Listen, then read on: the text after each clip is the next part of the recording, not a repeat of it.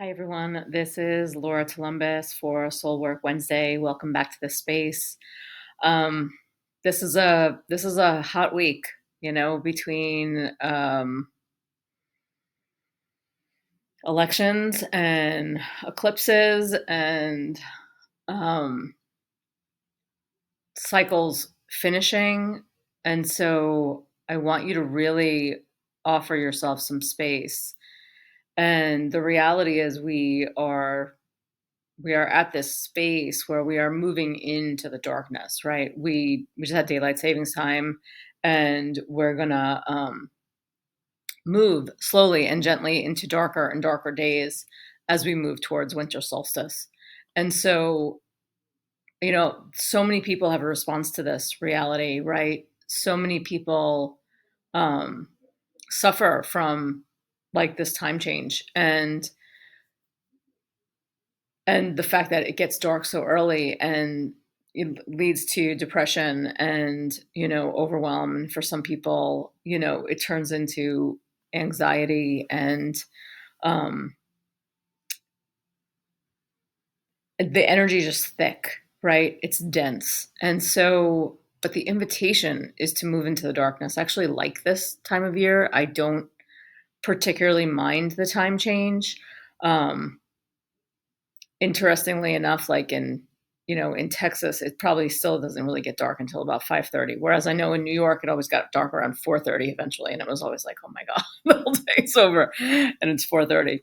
But that feeling of like hunkering down and turning in and moving into the darkness, it's really an invitation for you to draw in and to connect and to move into this deep authenticity, into this deep potency that you hold, because in the darkness is where you plant those seeds. And what I mean by that is that when you are willing to go into the darkness and into those things that you sort of don't want to look at and you don't want to see, and you avoid and you bypass and you push away and you disassociate from, we all do it. Um, when you start to look at those things and you're able to process some of the pain that sits in there, then we open ourselves up. We literally, like, it's like we crack ourselves open, and when we crack ourselves open, we get more of ourselves back. And so the darkness is actually this invitation into your own presence, into the depth of your own heart, and into this deep sense of knowing yourself on another level. And it's this opportunity to sort of excavate what you're holding on to. And the reality is, we're moving towards the end of the year, and these are the last, what is it, 9 weeks of the year. And I mean, I don't even know how the year went this fast. But and I feel like I say that all the time lately. I just don't really know what's happening with time. Um, but if we take the time to nourish ourselves, as you know use the darkness as an opportunity to turn inward and to stay present to yourself and do things that are nourishing and supportive for you. And yeah, maybe it means that you're not out, you know doing a million things, but that you actually use the sort of like the rhythm of nature to draw down and in.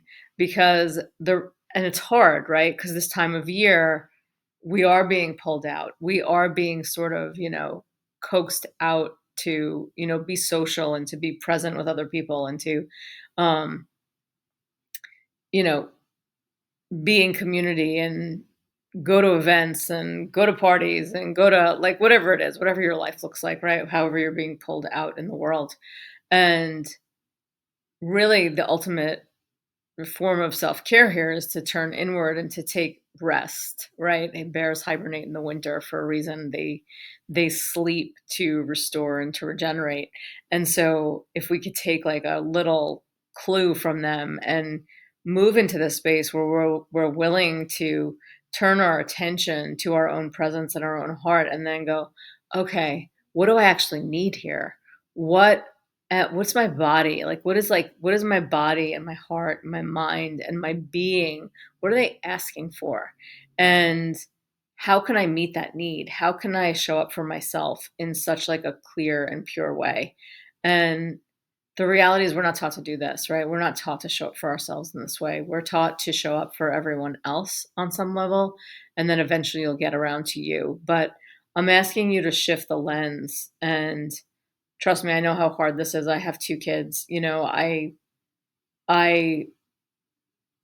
am often completely tapped out because I have done so much for everyone else and I have forgotten to take care of myself. I think it's part of why I got sick a few weeks ago. And, this is the ultimate form of self love.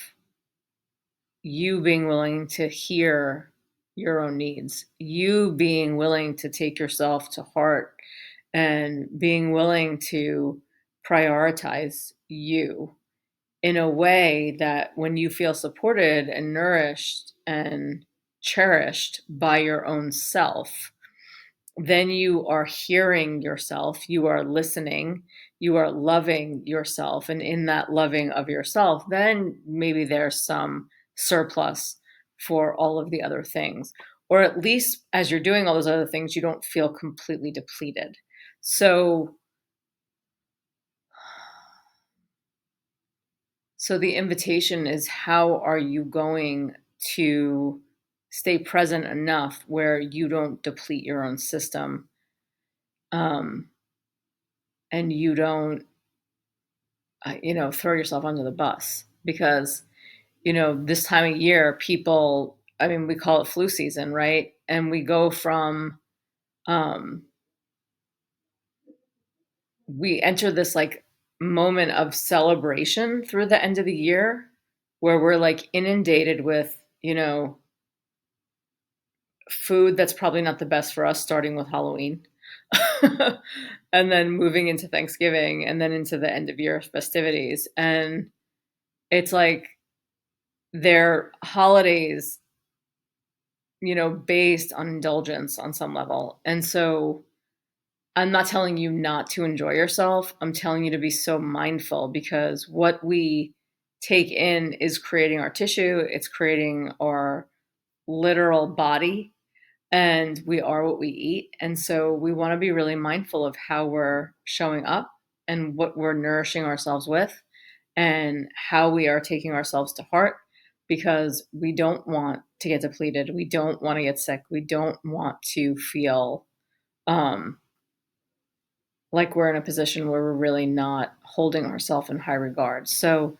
Um, so let's take a moment here. Let's take a moment of pause. And as you settle here, feel your sitting bones root into the floor or the chair, wherever you are.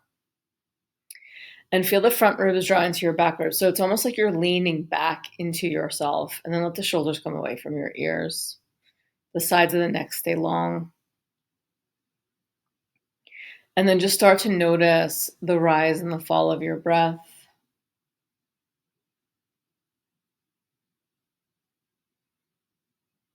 And we just turn our attention towards ourselves. So away from the external world, away from everything that's pulling at us, away from all of the life experience that is, you know, needs to be handled. And we back up and we draw in and we root down into ourselves. Excuse me. So when we back up and draw in and root down, that even immediately almost changes how we show up. Because we show up from connection, from presence, from being aware, from being plugged into ourselves, to that deep knowing that you hold, the wisdom you hold.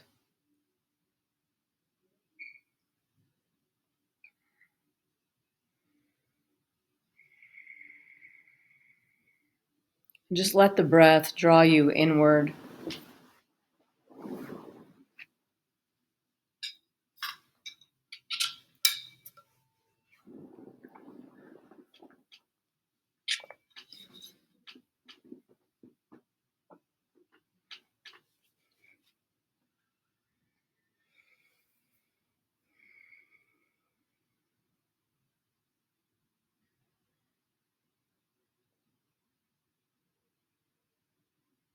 When we close our eyes, we get to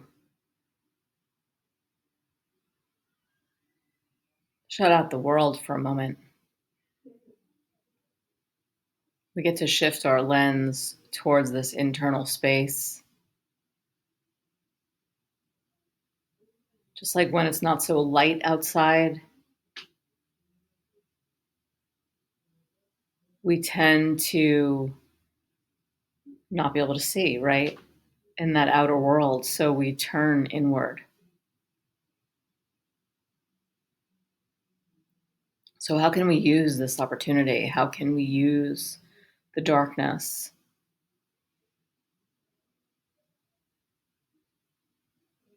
Maybe it's to get a little more rest.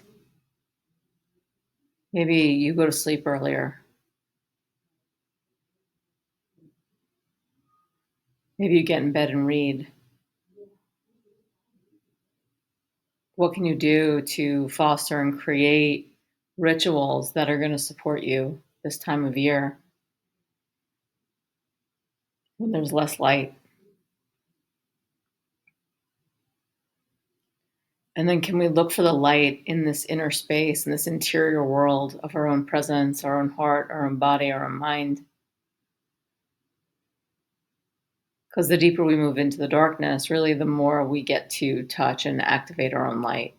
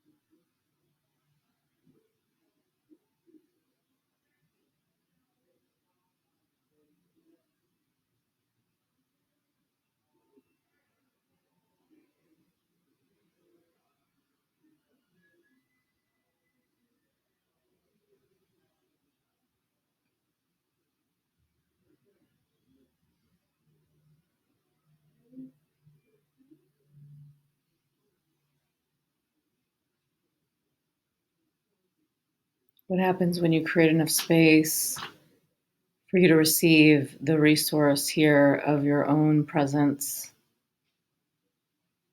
your own heart, when you're willing to truly take yourself to heart?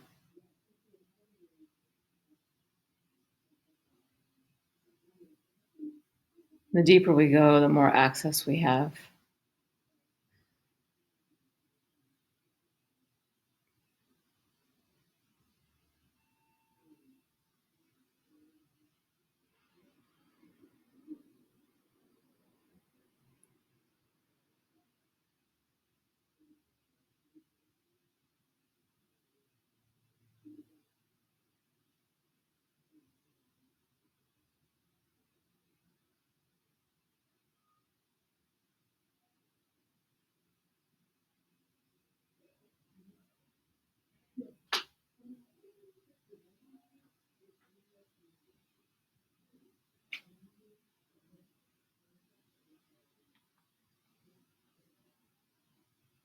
Can you submerge yourself into the silence?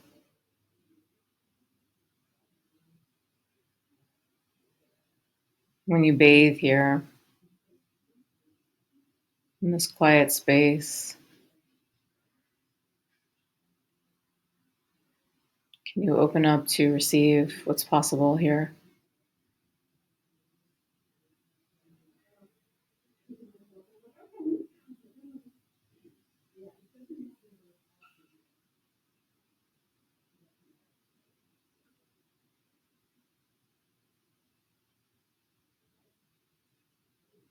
So I know how hard this can be, but this invitation of connecting to yourself and taking this time that maybe feels overwhelming and, depressing because of the lack of light, and shift it to something that can be supportive and uplifting and nourishing. We don't want to get stuck here. We want to honor this rhythm of turning inward, to rooting down, to deep connection, to resource.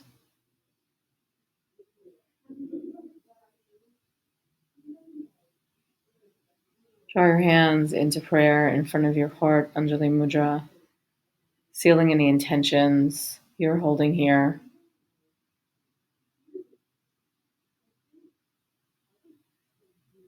Honoring the shift in time and space, and honoring what we offer ourselves here. Gently bowing your head to your heart and to your body, to your mind, to this resource we hold, to this connection. Namaste.